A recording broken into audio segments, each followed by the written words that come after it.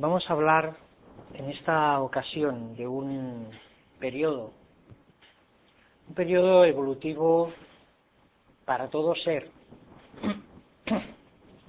y de todas formas vamos a concretarlo en lo que es esa parte del periodo evolutivo en el ser humano, que es, digamos, el periodo en el que el ser humano,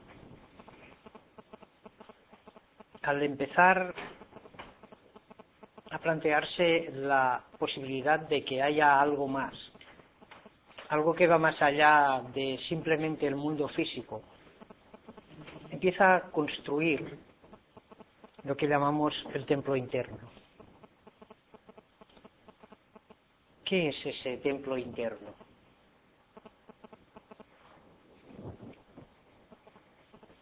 El templo interno se ha descrito en los libros de ocultismo muchas veces con distintos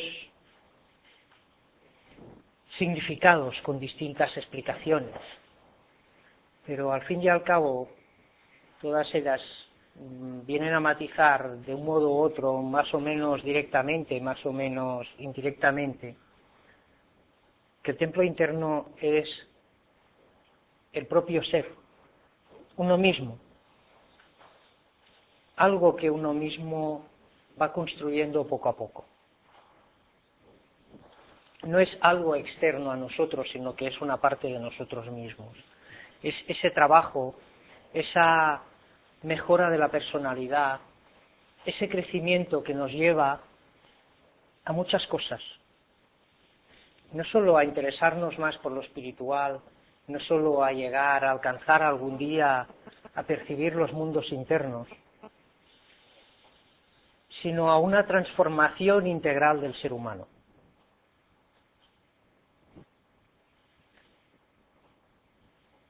El ser humano, en cierto modo, ya tiene sus templos, los distintos vehículos de que dispone, el vehículo físico, el vehículo etérico, el vehículo astral, el vehículo mental, incluso si queremos podemos hablar del causal, del búdico. Todos esos vehículos en realidad son parte de ese templo, son materia que ese ser espiritual que en un grado de su evolución pasa por ese periodo que llamamos humano, tiene que pulir, tiene que mejorar, tiene que hacer crecer. Y uno podría plantearse, bueno, ¿y por qué? ¿Por qué tengo que pulir mi cuerpo?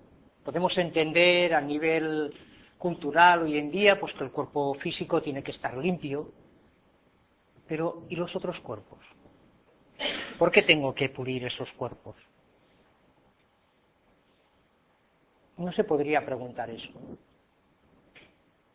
Y podríamos llegar a la conclusión primera de que si tenemos nuestros cuerpos más limpios, por decirlo de algún modo, pues eso nos permitirá ser más sensibles, percibir más las cosas. Pero eso no sería más que una visión, digamos, un poco egoísta.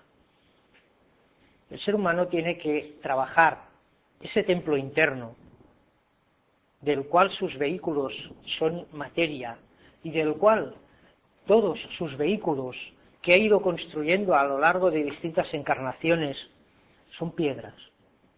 Esas distintas personalidades, esos distintos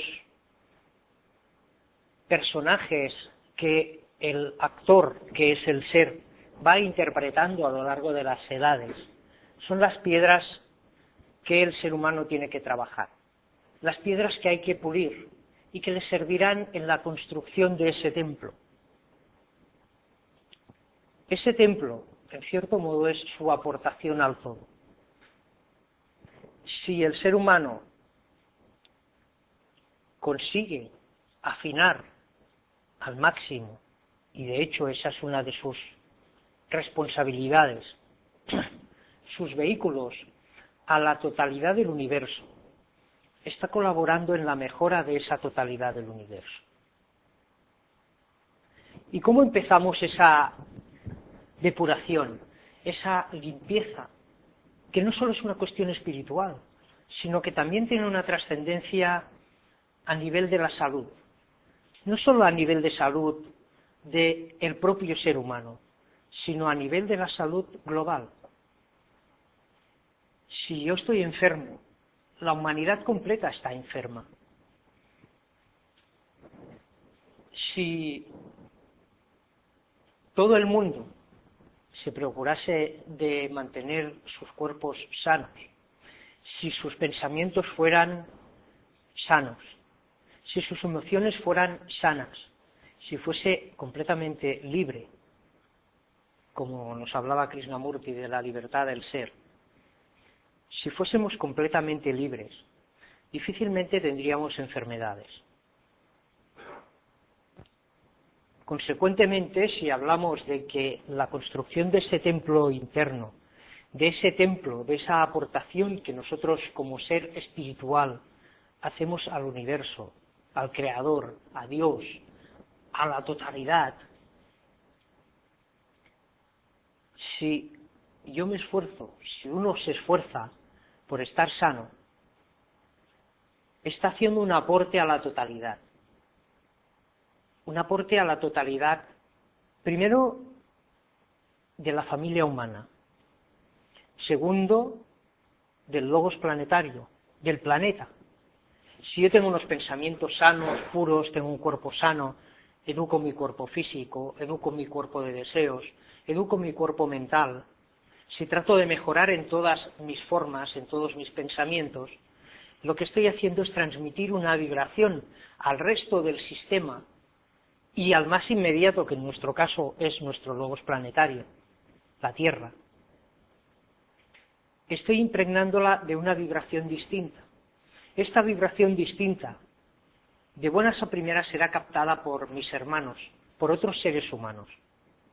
Y estos otros seres humanos, a los que, si uno se esfuerza en dar positividad, se sentirán mejor, llegará un día en el cual también ellos transmitirán esa positividad, porque la habrán hecho suya. De ese modo estoy colaborando, estoy ayudando a mejorar la totalidad. El planeta, como ser consciente que es, como vida que es, como un ser espiritual altamente desarrollado que es, que nos permite a nosotros vivir y crecer en él del mismo modo que nosotros hacemos con las células de nuestro cuerpo. Ese ser espiritual también estará mejor, estará más limpio, estará menos contaminado. La contaminación, a veces pensamos que es simplemente física, ¿no? Hablamos de los coches que contaminan, las fábricas que contaminan, las antenas de los móviles que contaminan, todo el ruido que generamos que contamina, pero ese ruido lo generamos porque en nuestro interior hay ruido y porque en nuestro interior hay contaminación. Nuestro templo interno, nuestro interior, ese gran espacio que hay en el interior de cada uno, está alterado, está en un estado donde no hay orden. Y el universo es orden. No hay nada en el universo que no sea orden, excepto determinados estados internos que puede tener seres, como por ejemplo el ser humano, en determinado estado de desarrollo, en el cual, al no ser libre y ser esclavo de sus propias emociones, de sus propios deseos, de sus ansiedades, genera un conflicto entre la realidad del mundo que es real y la realidad de los muchos mundos que el ser humano se crea y que no son reales. Ya el propio mundo en el que creemos vivir no es más que una ilusión, una respuesta a eso que realmente sí es real, a esa vibración solo perceptible en los mundos que están más allá del plano mental, en el cual sí existe la verdad, la vida. Todo lo que está por debajo del mundo mental es ilusión. ¿Eso quiere decir que no existe? en absoluto. Cuando decimos que son mundos ilusorios porque son creaciones nuestras. Pero es evidente que esta mesa existe, aquí, en este nivel vibratorio. Y existe su contraparte etérica, y existe su contraparte astral, e incluso existe su contraparte mental, y existe su contraparte búdica, incluso los niveles más superiores a esto. No hay nada que sea representado en el mundo físico que no tenga su representación también en los otros mundos. Ahora bien, eso que vemos cuando vemos la mesa no es la realidad absoluta de la mesa, es nuestra idea de la mesa. Y esa idea de la mesa, que hace que veamos la mesa como bonita, o la mesa como fea, o la mesa como algo de gran belleza, o la mesa como algo rudo, o la mesa como algo incluso feo, dependiendo del gusto de cada uno y de cómo cada uno haya aprendido a adaptarse a esas vibraciones, es lo que en cierto modo genera ese conflicto en el que está sometido la mayor parte de la humanidad. Uno puede mirar esta mesa y decir que tiene una gran belleza, y otro puede mirar esta mesa y decir que es ruda, que es fea. Si es fea, y resulta que esa mesa está aquí, y él tiene que estar aquí permanentemente y trabajando, se encontrará disgusto, hasta que aprenda a sincronizar con la belleza de la mesa, con la pureza de esa vibración espiritual y que tiene esa representación a nivel físico. Pero ojo, porque esa representación que vemos a nivel físico no es la propia del elemental de la mesa, sino que es la que nosotros, cada uno de nosotros, es capaz de crear como respuesta a esa vibración. En los primeros pasos hacia la construcción del templo, uno tiene que aprender varias cosas. Y la primera de todas ellas quizá es que cuando toma esa decisión, si realmente la toma, porque muchas veces creemos haberla tomado y todavía no la hemos tomado, y lo que tenemos que hacer es trabajar. Y trabajar no significa realizar meditación por la noche, por la mañana, y ya está. Y durante el resto del día seguir viviendo la vida ordinaria como cualquier otro ser humano. Quiere decir que tiene que haber un cambio interno. Un cambio total, absoluto, permanente. No podemos hacer nada más hasta que no se haya producido este cambio.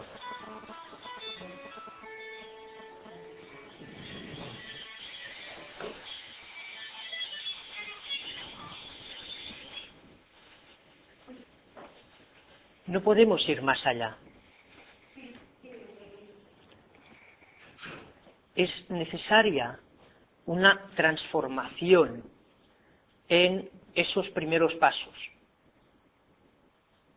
Porque si no, la meditación, o lo que llamamos meditación,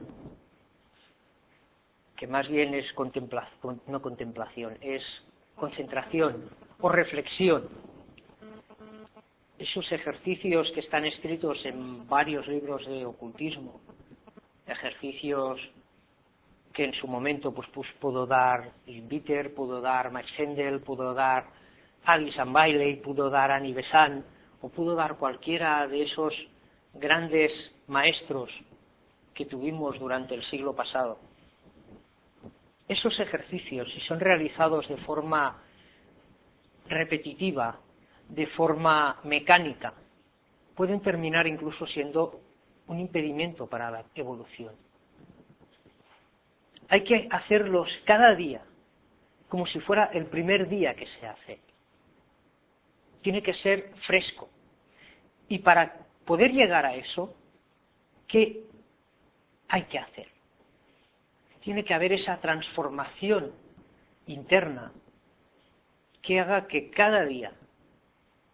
sea una experiencia distinta. Lo de ayer no importa. Evidentemente tenemos que saber leer, tenemos que saber escribir, tenemos que recordarnos de quién es nuestro vecino, de quién es nuestra pareja, de quiénes son nuestros hijos, de dónde es nuestro lugar de trabajo, etcétera, etcétera, etcétera. Pero hay que verlo cada día con ojos nuevos. Esos son los primeros pasos. Y eso es lo que en un momento dado va haciendo que vayamos tomando responsabilidad y que nos decidamos a trabajar profundamente, no para nosotros mismos, sino para el todo. Y no una cuestión de palabra, de decir yo sí voy a trabajar, o yo voy a hacer esto, o yo me responsabilizo de esto, de lo otro, delante de los demás. Está muy bien, todos tenemos proyectos en las distintas organizaciones, en las distintas fraternidades, pero luego quedamos encallados. Quedamos encallados y repetimos y repetimos y repetimos y no avanzamos. Y no podemos esperar a que venga alguien y ese alguien haga milagros o haga lo que tenemos que hacer nosotros, cada uno de nosotros. Nos habla el ocultismo de los maestros. El maestro es cada uno de nosotros.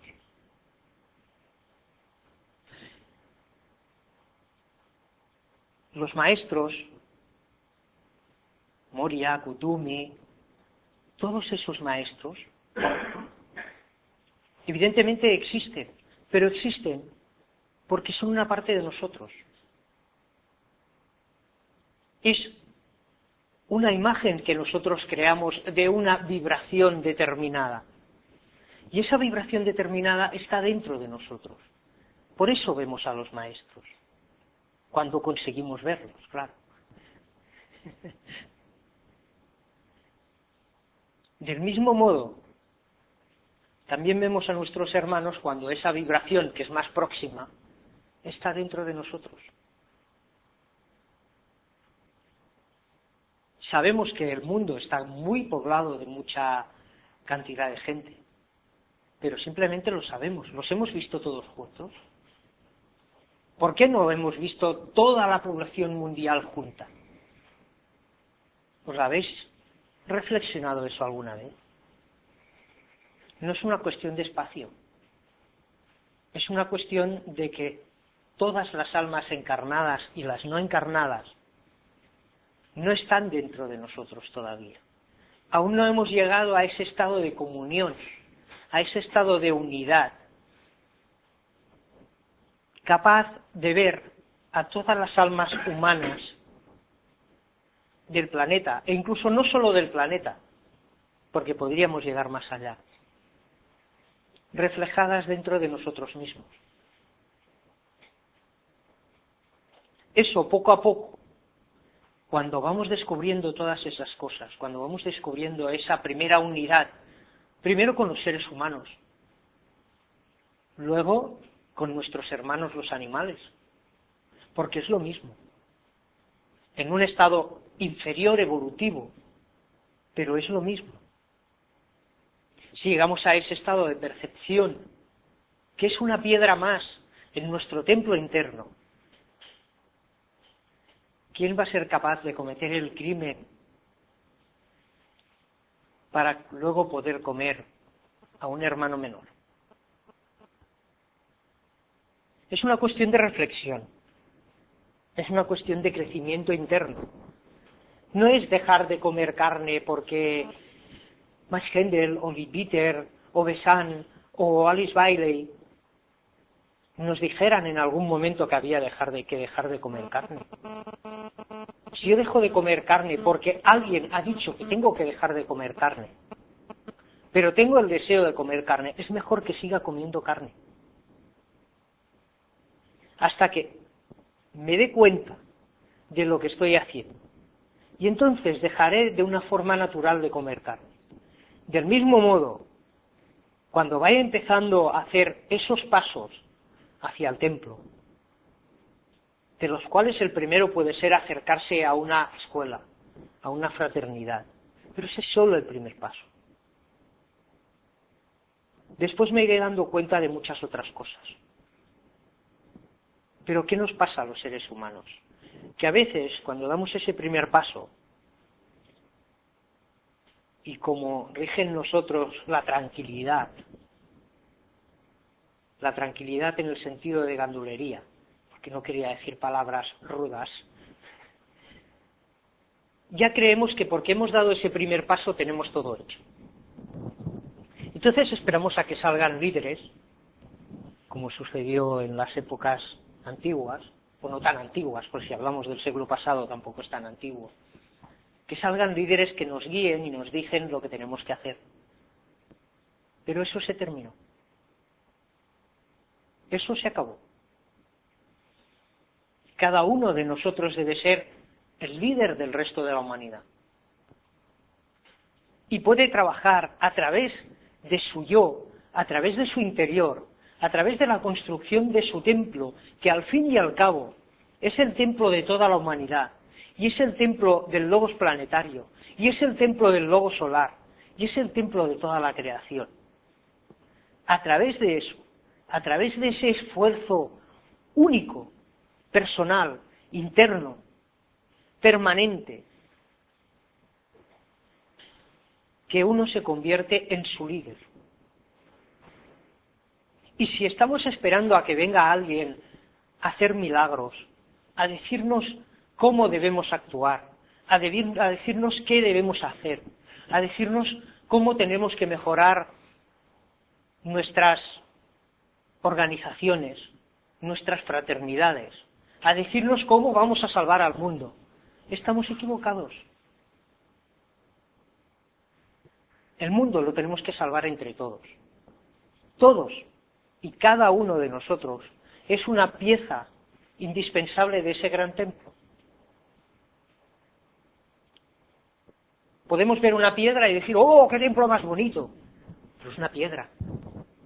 Simplemente eso. Una piedra. Y cada uno de nosotros, cada ser humano, es una piedra de ese gran ser humano, de ese ser humano cósmico. Al igual que cada mónada animal, cada espíritu grupo animal, que puede contener varias mónadas, cada espíritu grupo es una piedra para el templo que tienen que construir también los seres animales. Y que algún día ese templo para ellos será la plataforma de lanzamiento para ascender a un nivel superior, que es el humano.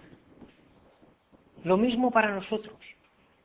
Ese templo que debemos construir como seres humanos, y que está formado por materia física, que está formado por materia etérica, que está formado por materia astral, y que está formado por materia mental, ese templo será también nuestra plataforma de lanzamiento cuando esté concluido, para ascender a grados superiores a la evolución humana. Pero eso no llegará si no nos esforzamos todos y cada uno de nosotros. La cuestión más clara es que solo hace falta ir por la calle, en el metro, en el tren, en el avión, y de todo tiene la culpa Zapatero. Absolutamente de todo. Y si estuviésemos en Estados Unidos, de todo tendría la culpa Obama. Y si estuviésemos en otro país, de todo tendría la culpa Berlusconi o quien sea. Y la culpa no es de un ser humano, la culpa es de cada uno de nosotros. Si todos nosotros tomásemos conciencia de cuáles son nuestras responsabilidades, no solo en el mundo físico como seres humanos, entre comillas, civilizados, sino como seres espirituales, podríamos producir un cambio rápido. Y de hecho es necesario. Vivimos en una sociedad, en una civilización que vemos y lo comentamos todos por la calle que no funciona. Pero ¿qué hacemos para tratar de solucionarlo? Nada, cargarnos a Zapatero, o cargarnos a Aznar, o cargarnos a quien sea. En lugar de ayudar a esos seres a poder trabajar con otra materia distinta. Es muy fácil criticar a otro hermano. Claro, es mucho más difícil criticarse a uno mismo y darse cuenta de que la piedra que es uno mismo es una piedra bruta, es una piedra con astillas, es una piedra que raya y sucia. Y esa piedra hay que limpiarla, esa piedra hay que pulirla, y eso requiere un trabajo. Eso requiere un trabajo profundo a todos los niveles. Si trabajamos a todos los niveles, estaremos más sanos en todos los sentidos, incluso a nivel físico. Nuestras enfermedades, las enfermedades modernas actuales, el cáncer, el SIDA, todas esas enfermedades desaparecerían. Absolutamente todas. Si estamos enfermos, es porque estamos enfermos a muchos niveles. Es porque no estamos haciendo lo que ese ser interno que somos todos nosotros, ese uno del cual cada uno de nosotros es una pequeña parte,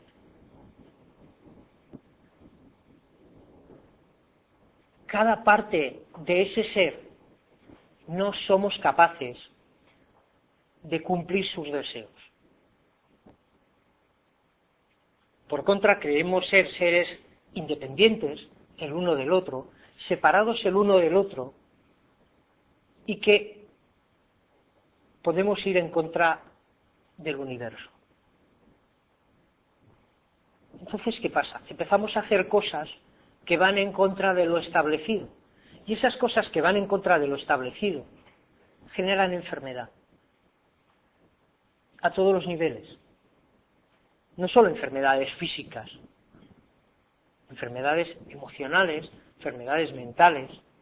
Y cuando digo enfermedades mentales no me refiero a cuestiones de gente psicópata o gente que oye cosas que teóricamente no están, o cosas que teóricamente, o ve cosas que teóricamente tampoco están.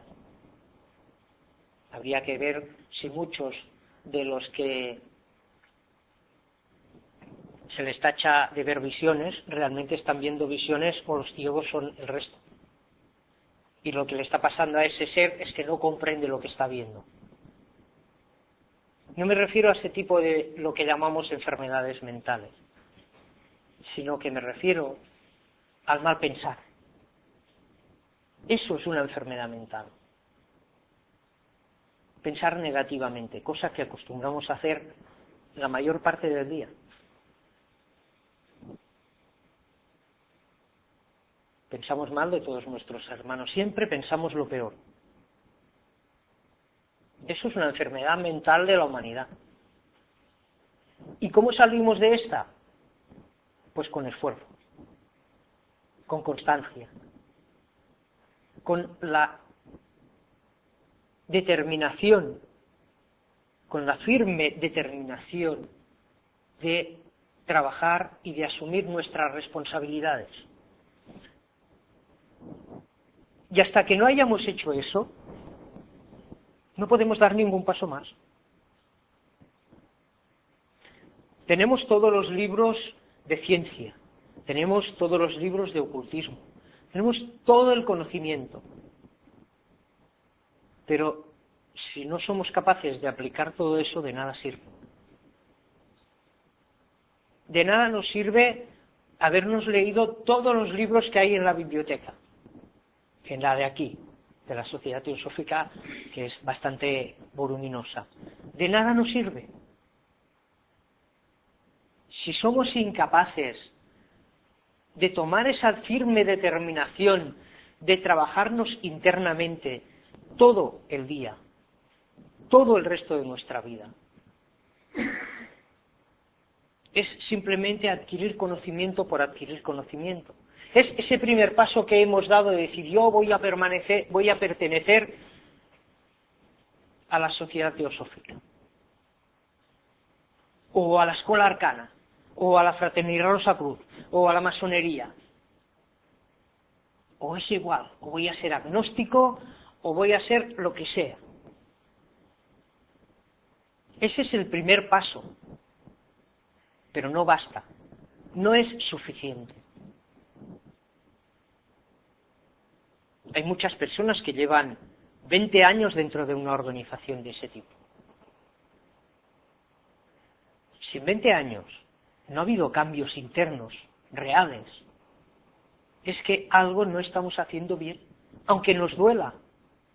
Es que nos hemos quedado en ese primer paso que es apuntarnos a la organización. Y que implica leer libros, y que implica, sí, ir a las charlas, ir a reuniones. Pero ¿y qué más?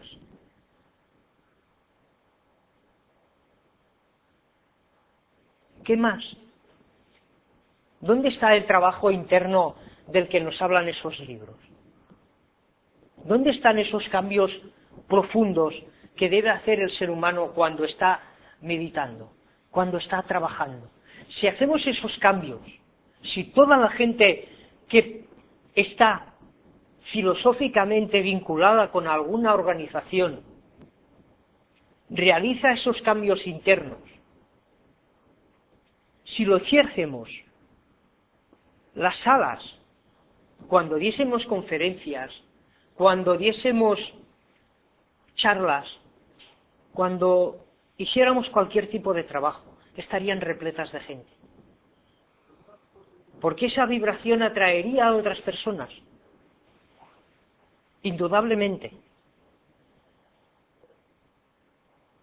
Porque la unión de una serie de personas, de una serie de seres humanos, dispuestos a toda costa y por encima de todo lo demás, a trabajar su espiritualidad, no para ellos mismos, no para su propia evolución egoísta, sino para servir a la jerarquía, al todo, a Dios, es igual, con esa finalidad de servir. Si se unieran en una sala 10 personas con esa fuerte finalidad, real, profunda, eso produciría una vibración importante. Y esa vibración queda en el lugar.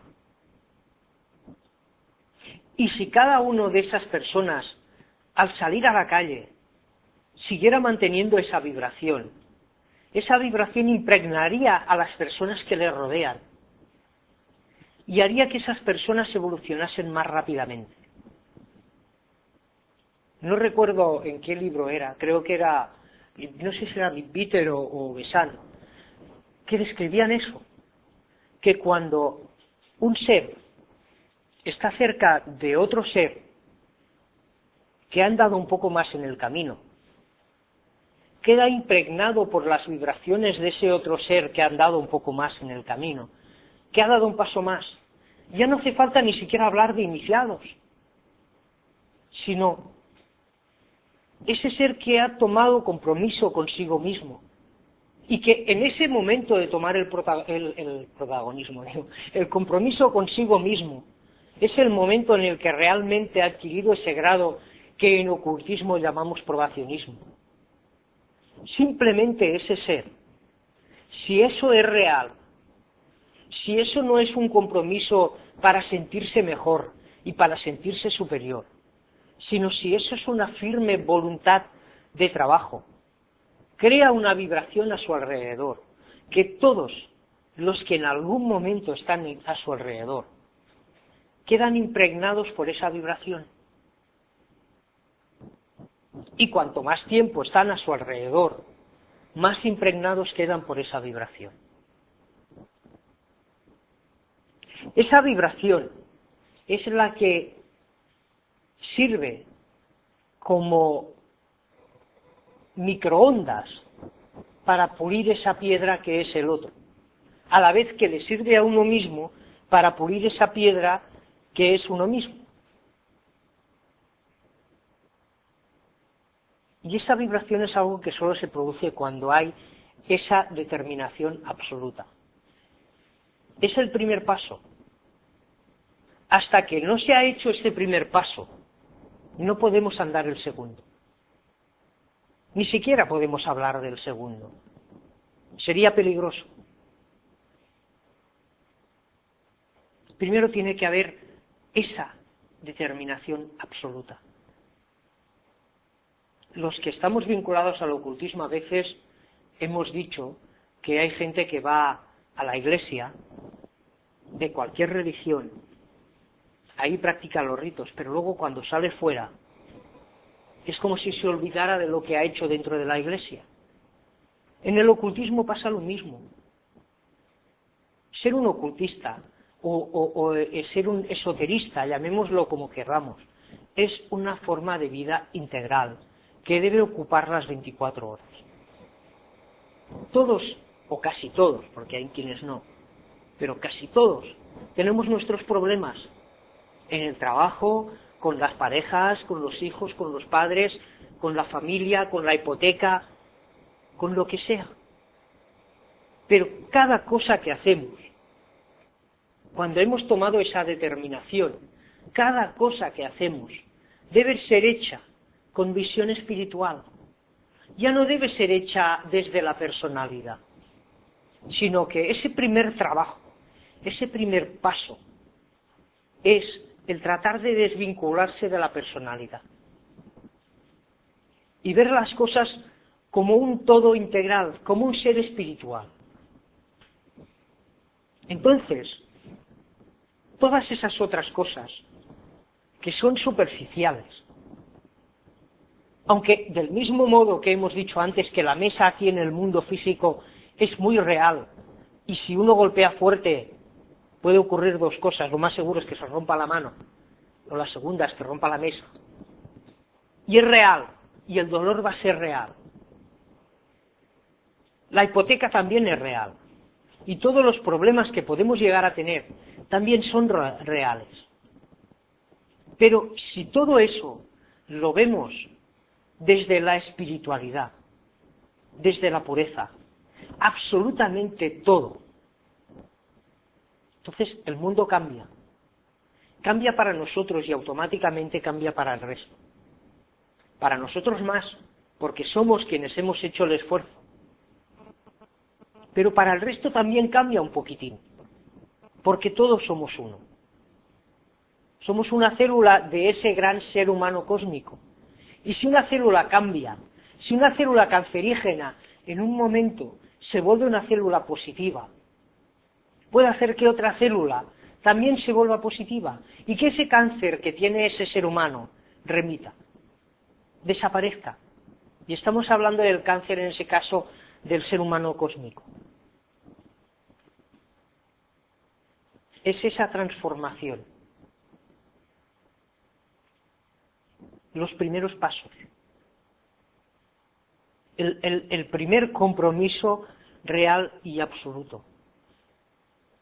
No podemos dejarnos llevar por las preocupaciones, o no debemos, porque sí podemos, pero no debemos dejarnos llevar por las preocupaciones.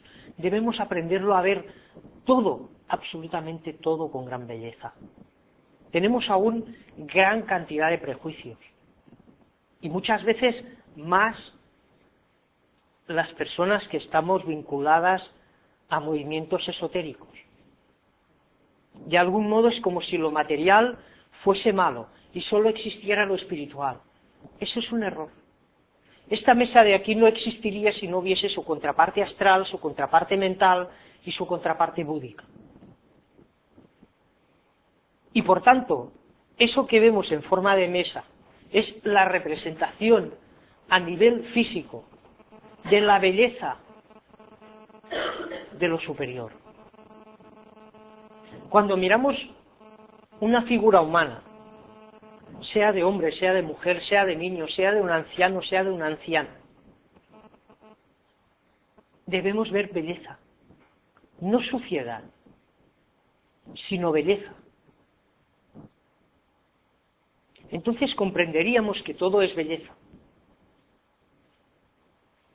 El sexo aún lo seguimos viendo como algo horrible.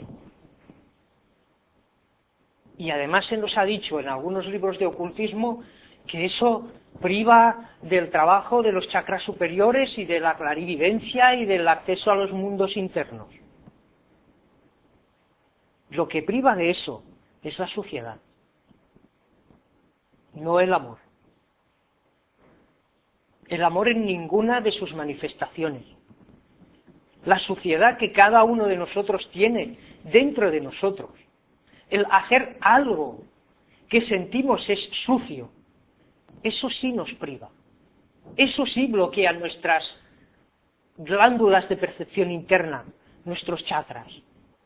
Porque estoy haciendo algo que que educativamente he aprendido a ver como sucio. Tengo que ser capaz de ver las cosas como lo que son, no como lo que me han educado para que vea que son. Tengo que cambiar, que producir una profunda transformación de todos mis vehículos. Tengo que eliminar todo lo aprendido culturalmente para poder volver a llenar la copa con pureza, observando, viendo la pureza que se manifiesta en la vida a todos los niveles. Si uno se queda mirando un árbol, y se queda mirando fijamente a un árbol, no siente ningún pudor, no siente que está haciendo nada malo. Ahora bien, si un hombre se queda mirando fijamente a una mujer, sí tachamos de que está haciendo algo malo. Si una mujer se queda mirando fijamente a un hombre, está haciendo algo malo. Eso es porque no hemos aprendido todavía a ver la belleza. Y nos dejamos llevar por bajas pasiones. ¿Pero por qué son bajas? No por el hecho, sino porque no hemos aprendido a verlas como elevadas. Cuando aprendamos a ver la belleza absoluta que el Creador puso en todo, cuando hayamos aprendido todo eso, cuando se haya producido toda esa gran transformación, entonces podremos esperar a que se nos dé ese segundo paso. Un paso, por decirlo de algún modo, preliminar, aunque muy importante, fue el realizado hace 100 años por todos esos grandes seres que escribieron todos los libros que leemos, La Doctrina Secreta, Isis sin velo. Bueno, eso lo escribió todo Blavatsky, pero hay muchos otros libros fantásticos. Esa es la primera entrega, la base de conocimiento científico, mental, intelectual, para saber de la existencia de algo más, para que esa parte, digamos, intuitiva que todos teníamos, de que existía algo más, la mente pueda interpretar como que esa intuición profunda que llega a un momento despierta en todo ser humano, se viera como algo factible, como algo real, pero no deja de ser intelectual. Todo lo intelectual ya está escrito. Todo lo que se podía entregar a nivel de escritura ya está entregado. El átomo sigue siendo el átomo y sigue teniendo la conciencia que nos describía Alice Bailey en el libro La conciencia del átomo. Los mundos internos siguen siendo los mismos mundos internos. El mundo etérico sigue siendo el mundo etérico, el mundo astral sigue siendo el mundo astral, el mental sigue siendo el mental. Pero ahora, el paso que nos toca dar a nosotros, una vez leídos todos esos libros, una vez comprendido intelectualmente todo eso, es empezar a trabajar firmemente nuestro interior. Y para trabajar nuestro interior no hay otro maestro que nosotros mismos. No va a aparecer un maestro físico que nos diga lo que tenemos que hacer.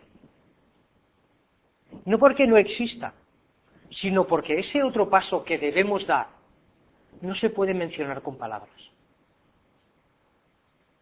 Solo si nos puede ser dicho cuando nosotros hayamos dado ese primer paso hacia el segundo, en el cual empezamos a ser perceptivos. Y entonces es cuando aparecerá ese maestro interno, en la forma que querramos, según nuestras creencias. Y ese ser será quien nos dirá los pasos que tenemos que hacer.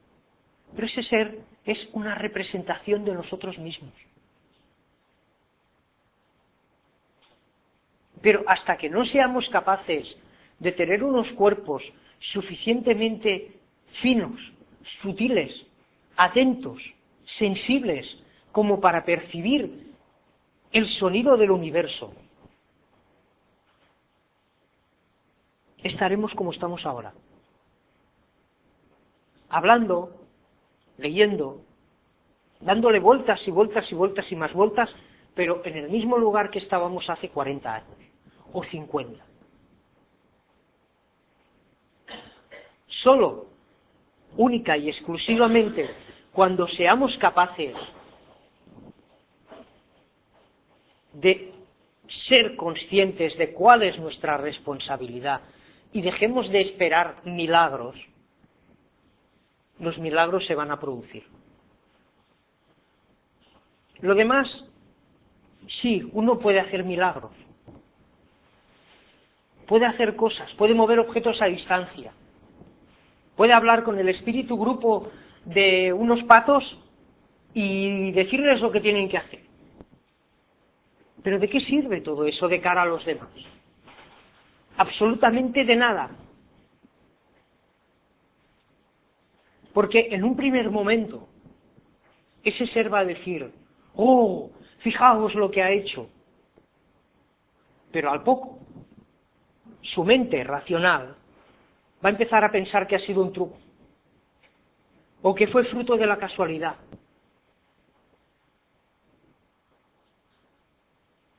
Y con un poco más de tiempo, ya ni siquiera va a creer que eso existió. ¿Y por qué? Porque no se ha producido dentro de él. Aún no ha despertado a ese grado de sabiduría, a ese grado de conocimiento, de saber que eso es real, real de verdad, no porque lo haya visto. A la misma Blavatsky la tacharon montones de veces de farsante, de hacer trucos. Y a cualquiera que haga algo de eso, con el tiempo, si no inmediatamente, se le va a tachar de eso. De nada sirve, absolutamente de nada. Por lo tanto, no podemos esperar a que venga alguien a decirnos qué debemos hacer. Debemos hacerlo nosotros mismos. Y eso es una reflexión profunda, interna, que debería hacer toda persona que de algún modo se considere ocultista. O todo ser humano que, a lo mejor sin considerarse ocultista para no poner etiquetas, pero que crea y intuya que hay algo más allá de este mundo físico, que hay otras formas de vivir el mundo físico.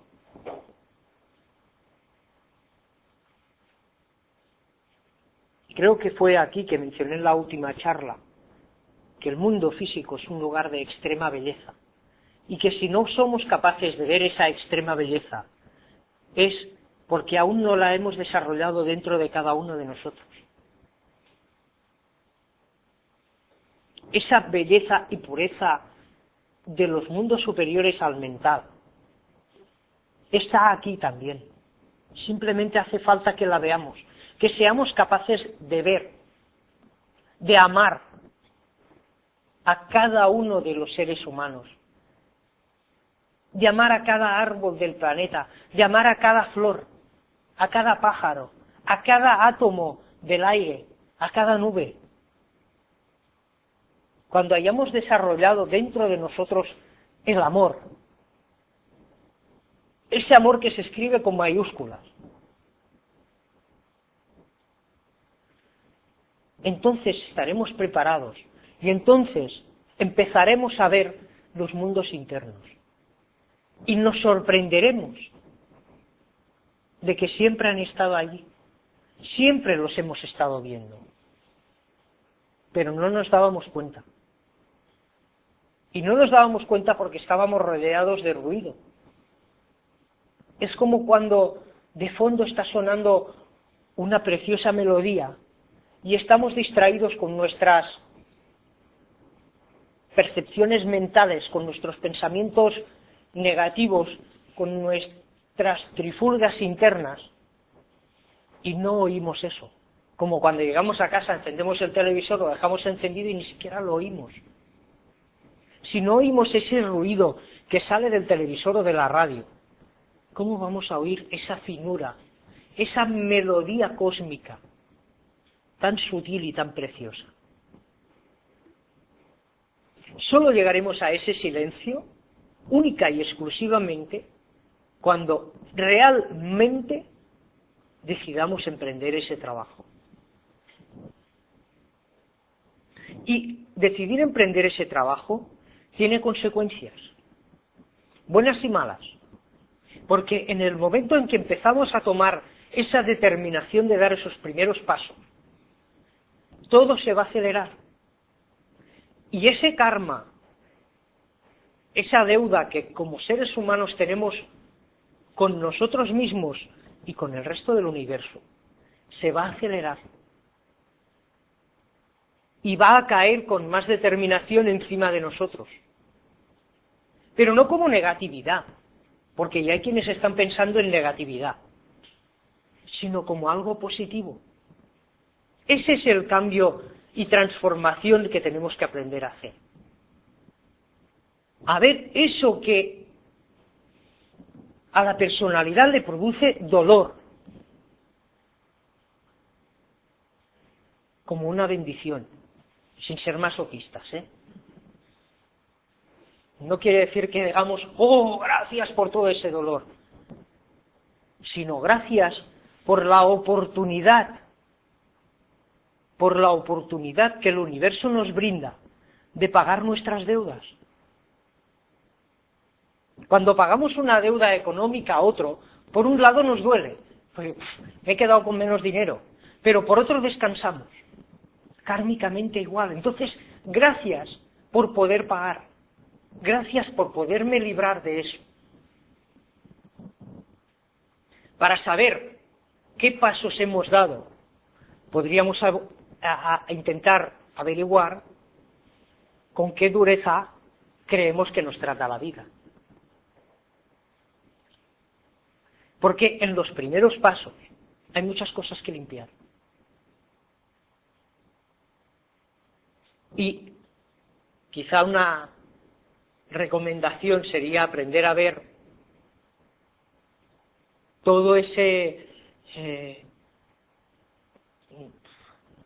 todas esas situaciones que pueden venir como grandes oportunidades. Estar desagradecido, estar feliz por tener esas oportunidades de pagar nuestras deudas y únicamente tener en mente la finalidad de ir a trabajar, de ir a servir, de ir a ayudar al resto de la creación. Ya no hablamos de jerarquía, sino hablemos de lo que está más allá de todo eso. Los hermanos mayores, la jerarquía, todo eso. Todo eso es la vida. Todo eso son las imágenes que nosotros mismos hacemos de la vida. Todo el dolor que nos pueda venir cuando empezamos realmente a recorrer ese camino es la vida. Es la vida que se ajusta a nosotros, que pule nuestra piedra, que va a conseguir sacar todo lo superfluo para que al final quede ese diamante, esa llama que brilla en el interior de cada ser.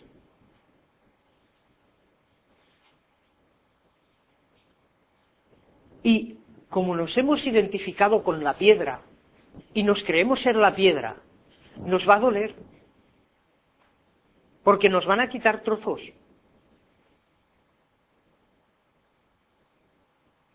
Van a coger el martillo y van a picar la piedra y van a saltar astillas de la piedra. Van a saltar trozos y vamos a creer que perdemos un trozo de nuestra identidad. Pero eso no es así, sino que lo que está sucediendo es que se nos está librando de lo superfluo, de lo que no es verdadero. Esa llama interna y real y profunda que brilla en el corazón de cada ser, esa llama es fuego cósmico.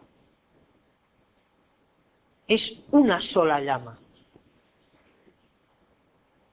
Y aunque salte un pedazo de nosotros, una parte de nuestra personalidad, algo que consideramos nuestro, desaparezca, nada desaparece.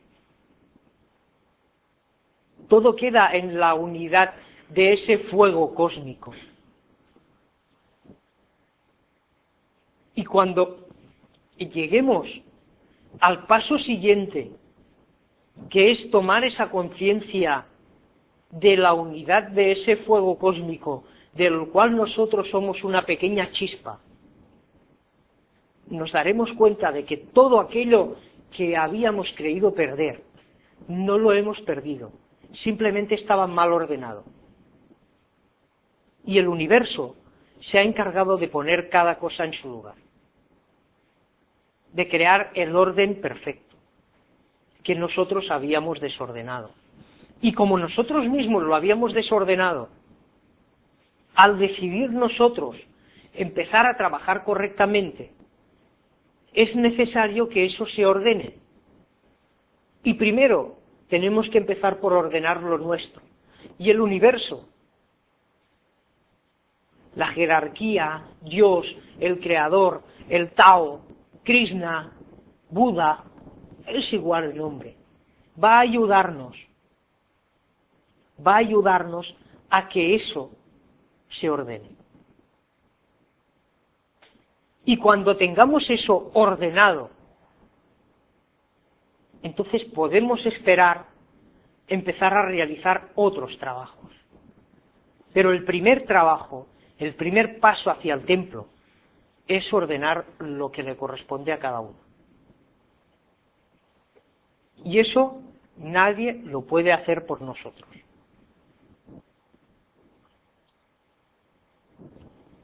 Y yo creo que ya hace una hora y está bien.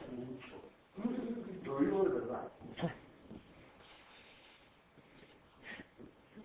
¿Algún otro comentario? Frente a ese, yo no enseño nada. No, pero eres humilde, ¿eh? O sea que... Yo no enseño nada. No es que te tienes soberbia. Enseña a cada uno. Cada uno aprende. Igual que cada uno interpreta la vibración de la vida de esa mesa, cada uno interpreta las palabras de quien habla a su forma. Y si uno de esos saca aprendizaje es porque eso estaba dentro de él. El otro simplemente ha vibrado, no ha hecho nada más. Hemos dicho que ya no existen maestros y discípulos. Todos somos hermanos, todos somos iguales. Y unos aprendemos de otros.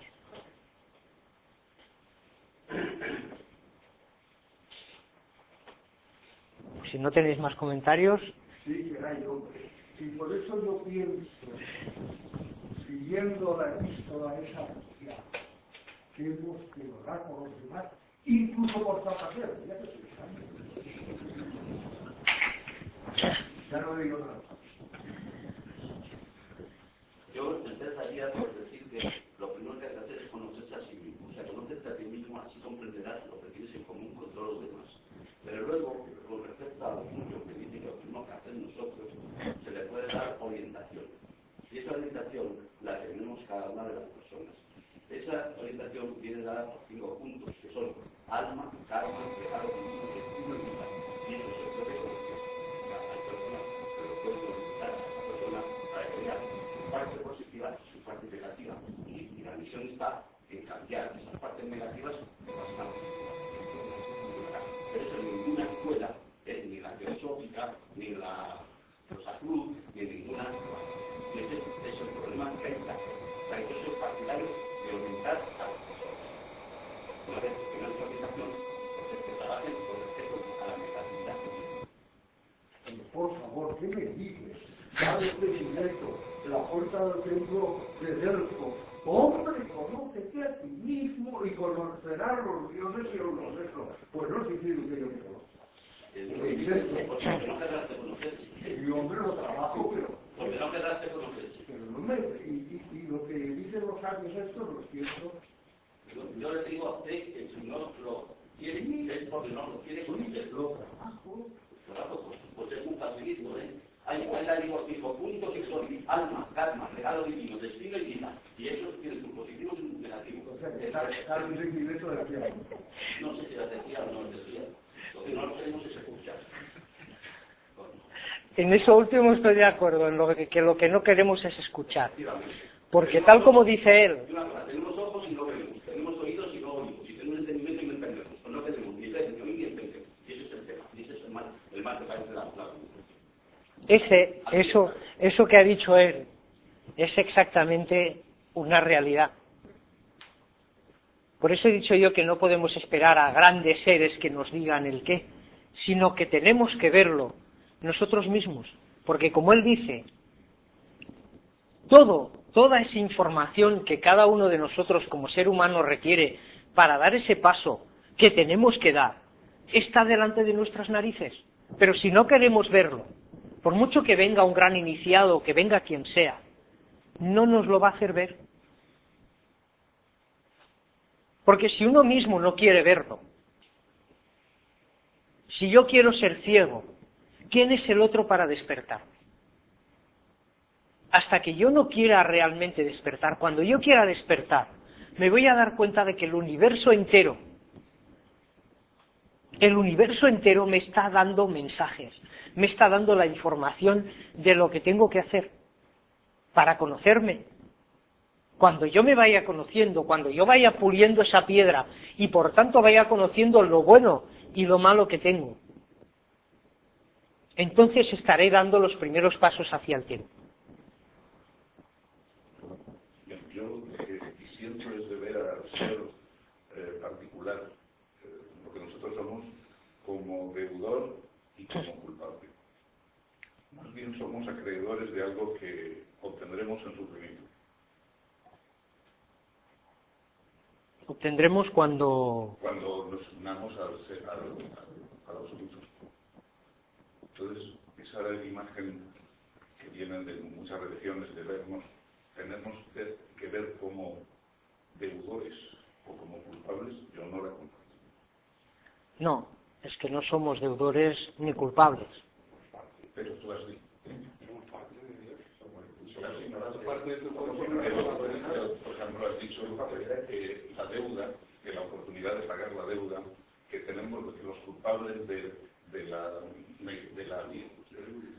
separatividad somos nosotros, ¿verdad? Yo ahí Bueno, y no quiero decir, porque ya eso es mucho de... No, no, es interesante, esto es interesante. O sea, vamos a ver, no estoy contra Dios porque Él es el que nos va a dar, pagar esa deuda, pero es Él, más bien de Él hacia nosotros, no de nosotros hacia Él. Bueno, siempre es más fácil culpar a los demás de las cosas. No, es que, en primer lugar, la palabra culpa es una cosa que solo debía estar reservada a la psiquiatría o a la psicología, como sentimiento destructivo. Es que no... El hecho del karma, fíjate que yo he dicho que ese karma... Él tendrá su razón que desconocemos. Claro, evidentemente. Bueno, podemos hacer un amago, digamos, puede ser una metodología. Fíjate que he dicho que ese karma debemos acogerlo con gran cariño. Fíjate que he dicho que ese karma debemos acogerlo con gran cariño. Las palabras no son más que palabras. Y precisamente el vocabulario de las lenguas occidentales es bastante limitado en cuanto a expresiones espirituales. Entonces, evidentemente, podríamos sustituir deuda por no sé qué otra palabra. Pero es la ley de causa y efecto. Todo hecho tiene su consecuencia. Y como consecuencia somos responsables de esa cosa que hemos hecho. Mira, te pondré el ejemplo en plan de una familia. Si yo soy un niño y tiro una piedra y rompo el cristal de un coche, tú bien dices, ¿no? El responsable de todo, o el culpable de todo, o el responsable es Dios. El responsable quizá van a ser los padres por haberme dejado tirar la piedra o no haberme vigilado suficientemente para que yo no tirase la piedra al coche. Pero si hubiesen hecho eso, yo difícilmente habría aprendido que tirando la piedra al cristal del coche se rompe el cristal del coche. Porque somos así y hasta que no lo veo no me lo creo. Tú fíjate que los niños pequeños, ¿qué hacen? Cuando son pequeños y los dejas en algún sitio, cogen las cosas y ¡plac!, las tiran al suelo. Y así aprenden. Y por mucho que le digas, no, si lo tiras al suelo se rompe, tiene que verlo. Y se tiene que romper. Y eso no quiere decir que seamos malos padres. Siempre hay un punto al cual el padre tiene que decir al hijo, no, aquí no. Igual que el creador también nos dice a nosotros, no, aquí no, y nos previene de lo que en ocultismo se llama esos grandes males. Pero esos males menores, eso que nombramos karma, esa responsabilidad, ese vacío, si no quieres llamarle deuda, que generamos a veces con nuestros actos, si yo vacío el vaso tengo que volverlo a llenar, porque tiene que estar lleno para el que venga detrás de mí. Y eso lo podemos ver con culpabilidad o lo podemos ver con no culpabilidad. Al fin y al cabo las palabras son palabras, y sí son importantes, y de esta tomo nota, y sí son importantes, pero lo más importante es lo que está detrás de la palabra. Y en ese caso es el hecho de que hay cosas que nosotros hemos hecho en esta encarnación y en encarnaciones anteriores que han tenido sus causas, y que para aprender debemos ver cuáles son las causas y pasar por las causas. Llámalo como quieras, pero son leyes. El cosmos funciona así. No hay no cosmos. Si yo muevo una cosa de un sitio, ese sitio inmediatamente queda ocupado por otra cosa. Si yo cojo este vaso y lo muevo de aquí a aquí, este sitio inmediatamente ha quedado ocupado por aire. Y eso es irrefutable. Y eso tiene unas consecuencias. Y por tanto, yo debo saber y ser consciente de esas consecuencias, aceptándolas desde lo positivo, no desde lo negativo. No desde decir, oh, es que como he hecho eso, ahora tengo que pasar por eso malo. Sino todo lo contrario. Es decir, qué gran oportunidad tengo de aprender cuáles son las consecuencias de mis hechos. Y vivirlo desde la belleza. No desde, por eso he dicho antes lo de no ser masoquistas, no desde, oh, qué dolor, qué malo que he sido, mira, ahora me toca pasar por todo esto, sino dando las gracias, porque si eso de algún modo nos produce dolor, la siguiente vez seguramente actuaremos de un modo distinto. Ya no haremos eso que sabemos que produce dolor. Y si me produce dolor a mí, es que de algún modo produce dolor al todo. Si no, no me produciría dolor a mí. Entonces, es aprender a cambiar eso al pensamiento positivo. Evidentemente, nos queda a todos mucho camino por recorrer en ese aspecto, porque hemos sido educados durante miles de años a pensar en negativo. Luego decíamos a Cicerón, pensar bien es como vivir 2 veces, y la Biblia, el que piensa mal, mucho. Había por ahí una palabra pedida.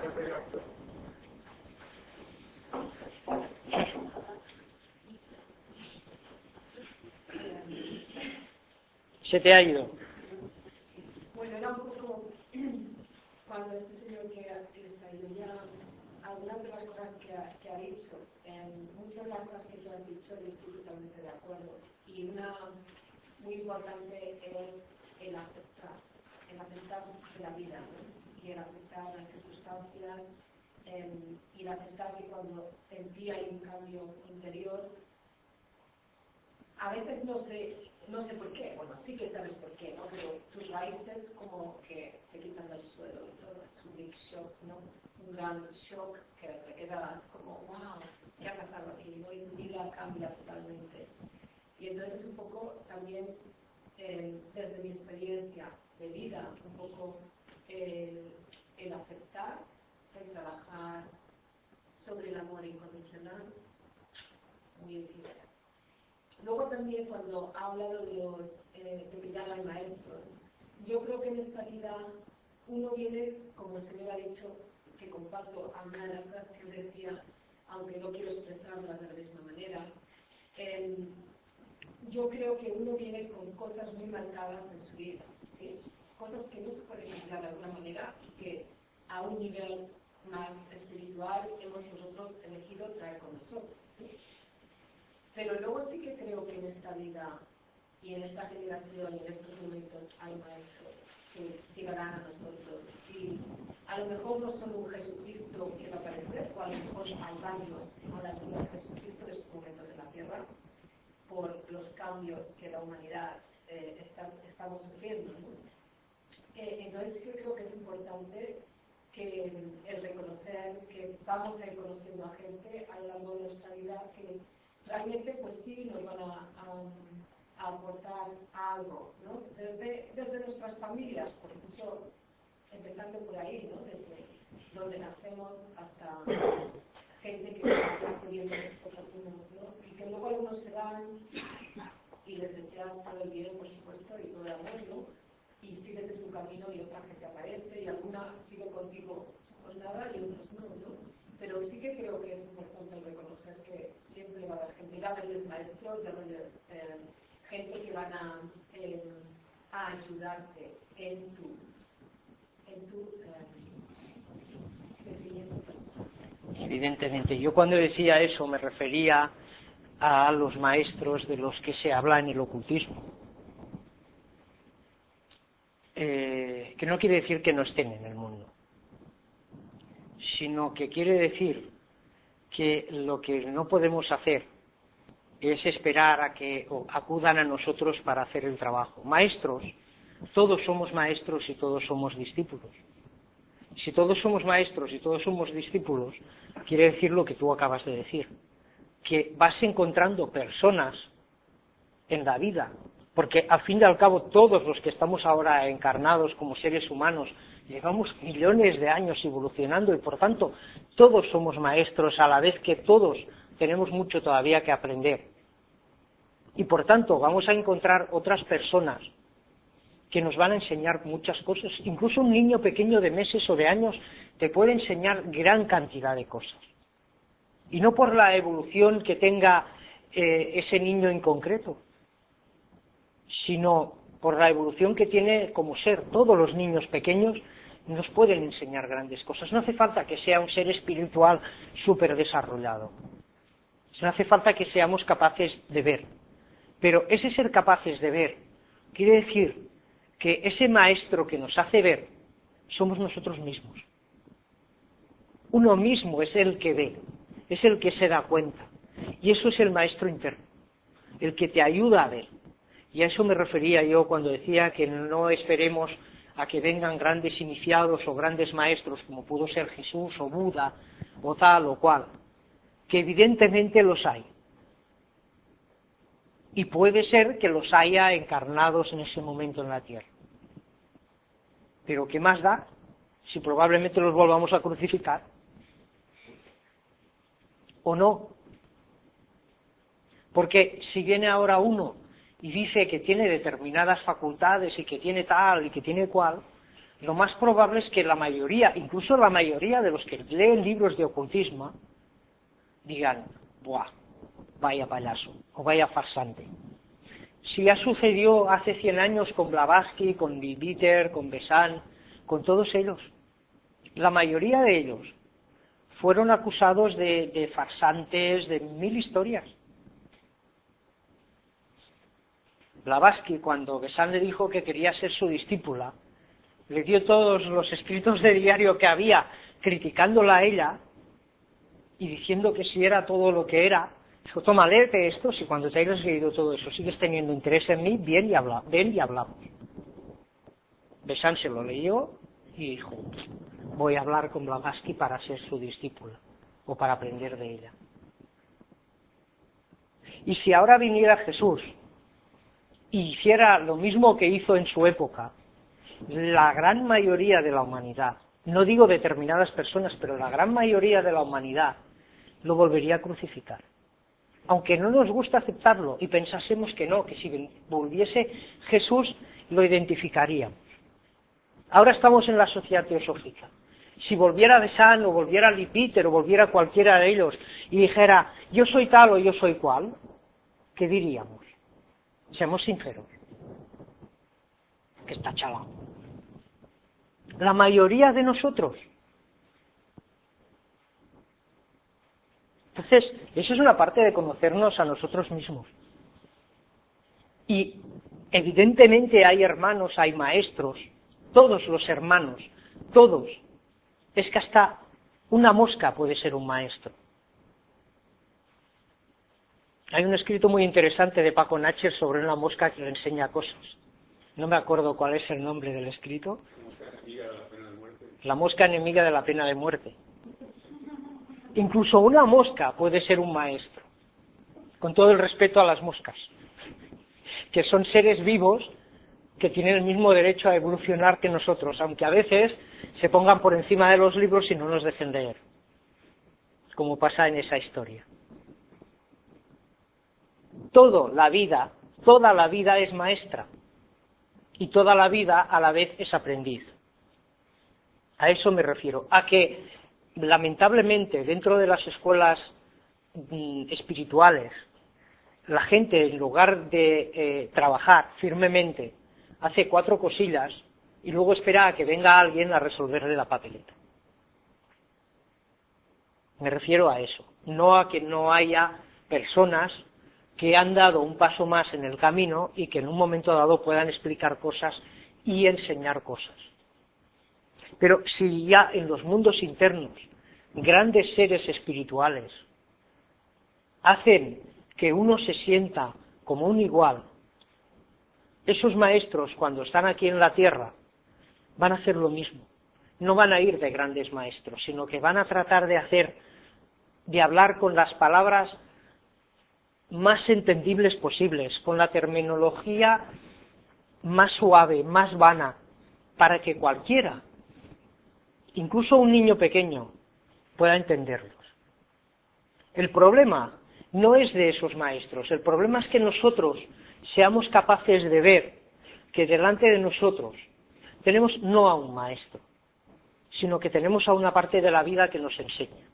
Porque si vemos al maestro, idolatramos al maestro. Y luego cuando el maestro no hace lo que nosotros consideramos que es correcto, a ese maestro que habíamos puesto en el pedestal, inmediatamente lo enterramos bajo tierra. Recuerdo el caso de mucha gente, por ejemplo, que ha leído a Osho, y en un momento dado ha dicho Osho, Osho, tal y cual. Y luego se ha enterado de toda la cuestión económica y de muchas historias que hay detrás de Osho. Se ha enterado entre comillas, porque tampoco lo ha certificado.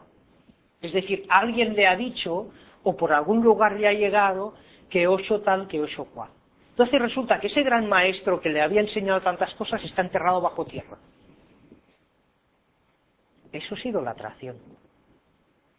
¿Qué importa quién lo haya dicho y qué haya hecho? Hacer lo que yo os digo y no lo que yo hago. Porque todo maestro que está encarnado en un ser humano es un ser humano. Y siendo ser humano quiere decir que todavía le quedan muchas cosas que aprender.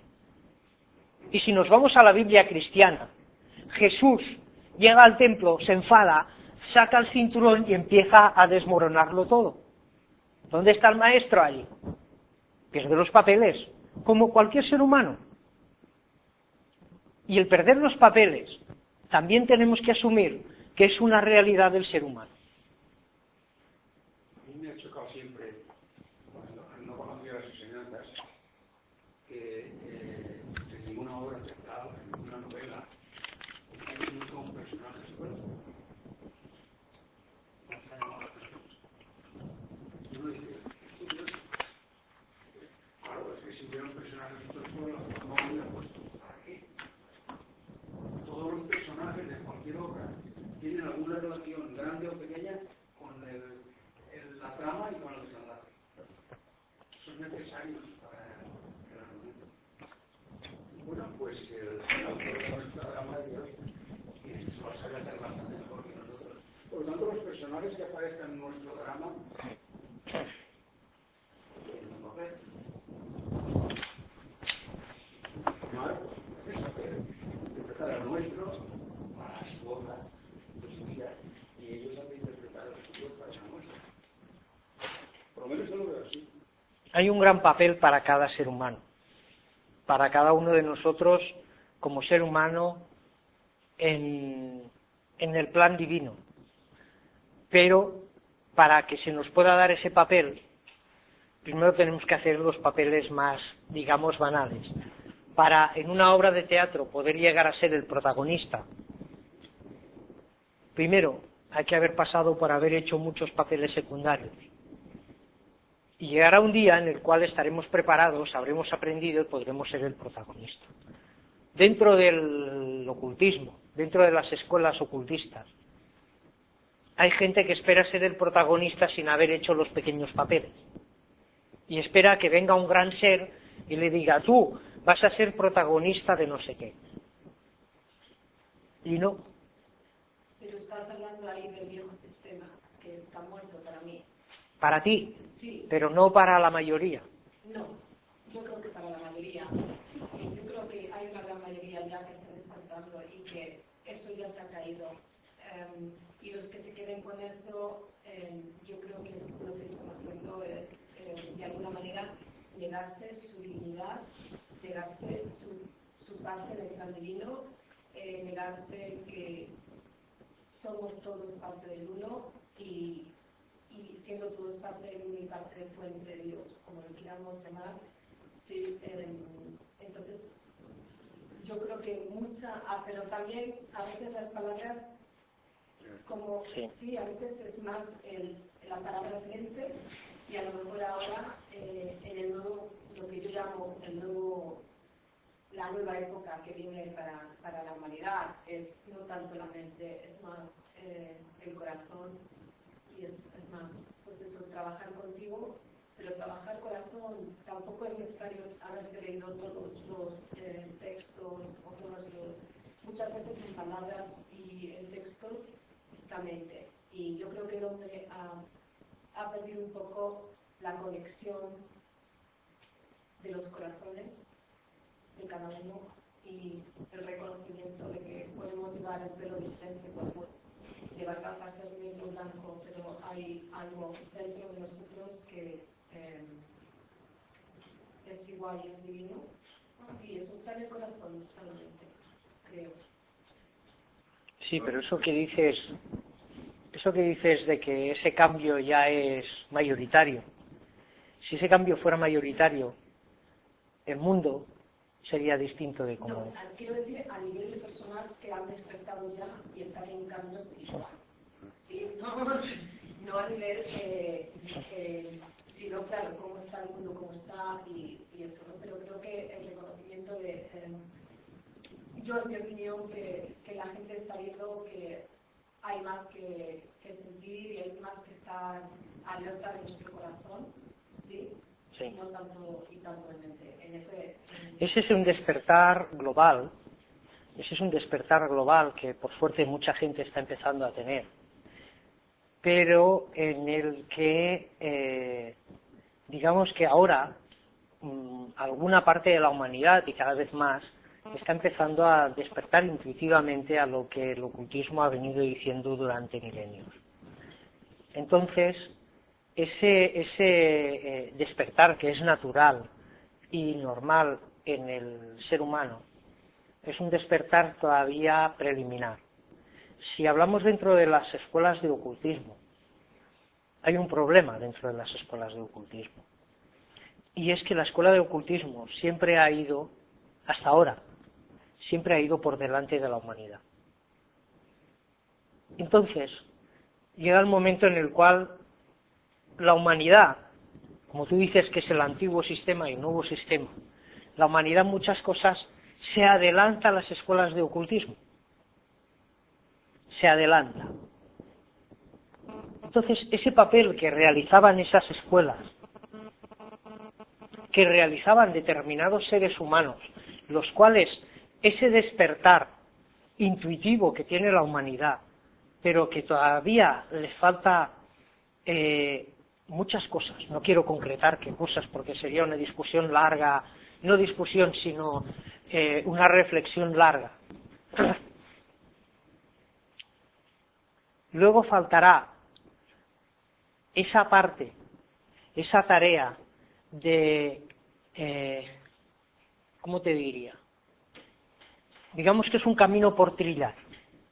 Y ese camino por trillar, cuando han pasado 4 personas por el mismo lugar, es más fácil recorrer ese camino que cuando no ha pasado nadie. Entonces, la humanidad, como humanidad global, y eso está en la doctrina secreta y en muchos otros libros, tiene que dar un paso. La humanidad global tiene que dar un paso. Pero de esa humanidad global, y eso es como una carrera de bicicletas, siempre hay los que van más adelantados del pelotón. Y esos que van más adelantados del pelotón, o que deberían ir más adelantados del pelotón, son los que en ese momento se han dormido. Pero tarde o temprano tendrá que despertar esa parte del pelotón, que cuando la humanidad haya despertado a un nivel espiritual X, al que le toca despertar ahora, tiene que haber una parte de la humanidad para poder crear esa conexión con lo que es todavía más superior, porque siempre hay un más superior y un más superior. Y como ha sido siempre, y ha sido en todas las formas de vida, las que nos han precedido como humanos y los que nos precederá y los que nos seguirán como humanos, siempre tiene que haber esos individuos que están más adelantados. Esos individuos en la historia de la humanidad han estado vinculados a eso que llamamos ocultismo.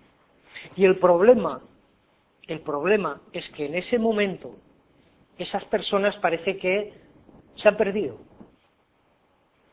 Y lo que hace falta es despertar a esas personas para que de algún modo puedan empezar a trillar el camino, para que luego cuando llegue el gran pelotón de la humanidad tenga ese camino más fácil, no marcado, porque marcar caminos es decir, tenéis que pasar por aquí como borregos, no, sino que ese camino de algún modo esté visible, ¿no? Como la estrella de Belén que marcaba el camino, no había un camino marcado, sino un lugar. Y en cierto modo esa parte sí que falla. Sí es cierto que la humanidad está despertando y que la humanidad entera se está dando cuenta de que esto no funciona y que tiene que haber un cambio. Entera no, porque todavía falta mucho. Si gran parte de la humanidad hiciera ese cambio y empezase a despertar a lo espiritual y empezase a ver que las viejas doctrinas ya no sirven y que hay una nueva espiritualidad, el mundo cambiaría ya. Es decir, ya no estaríamos hablando de crisis. Si hay crisis, es porque hay crisis interna. Y eso es bueno. Aunque haya quien diga, sí, es bueno, pero yo me he quedado en paro y sin dinero en el bolsillo. Pero es bueno. Aunque nos duela, que decimos. Porque eso nos ayuda a crecer como seres.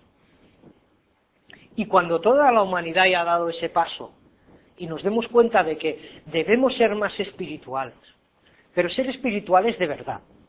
Porque a veces en toda esa nueva espiritualidad también hay una espiritualidad que deberíamos ponerla entre comillas, porque la espiritualidad tiene bien poco. Y eso hay que saberlo también, que es una nueva forma de ver lo mismo. O sea, que nada de nueva espiritualidad. Pero sí es cierto que hay personas que están tomando conciencia de algo más. Y tiene que ser así. Hay todo un plan establecido. Se nos habla en el ocultismo de las rondas, de los periodos, etcétera, etcétera, en la cual la humanidad al final de la séptima ronda del periodo terrestre tiene que haber llegado a un estatus X. Y eso está siendo. Eso es imparable, no lo podemos parar. Y para que eso suceda, tiene que haber cambios. Y los cambios van a ser visibles. Y además, entramos en eras en el cual, pues, los seres cósmicos que llamamos constelaciones, que son seres, van a influir a la Tierra de una forma distinta, no solo a la Tierra, sino a todo el sistema solar. Hablamos de la era de Acuario, de los cambios de la era de Acuario, pero todavía faltan un montón de años para que entre Acuario. Ahora se empiezan a notar determinadas cosas, pero hoy en día, hoy, hace falta unas vibraciones determinadas que el ocultista, el que se considera ocultista, puede dar. Y dice la Sociedad Teosófica que es muy importante que haya un centro teosófico en cada ciudad, por las vibraciones que ese centro emite. Y quien dice teosófico, dice de Rosacruz, dice de la escuela arcana, dice de cualquier, que al fin y al cabo todas las escuelas son una. Y eso es importante, y es importante que las personas que pertenecen a esas escuelas hagan el trabajo que les corresponde. Luego la humanidad en peso también hará lo que le corresponde. Pero si esas otras personas hacen lo que les toca, la humanidad en peso lo tendrá más fácil para hacer el cambio real hacia la espiritualidad, no hacia esa nueva espiritualidad que a veces tiene poco de espiritual. Perdona, es que tú has dicho a todos los actores. Yo pienso que nosotros no somos actores para nada, somos los personajes, los papeles. Sí. El actor único, en último término, es Dios que interpreta todos los personajes. Sí, a eso me refería. Pero tú también eres el autor de tu vida. Eres el crítico. Tú como chispa divina, El autor, el crítico y el protagonista. tú como chispa divina y parte de Dios, Ahí está la cosa. tú como chispa divina y parte de Dios, eres el actor. A la vez, el autor y a la vez el protagonista de la obra. Todo, a la vez. Quiere decir que tu vida es la obra. Bueno, son... Sí, ya casi es mañana. Ya casi es mañana. Pero que muy bien, ¿eh? Yo aprendo mucho con este sexo. Pues muy bien. Continuaremos. Bien, para el próximo lunes tendremos como invitado a Enrique Simó y nos dará una conferencia y un espacio de comunicación. Con el título de la paz interior. Gracias.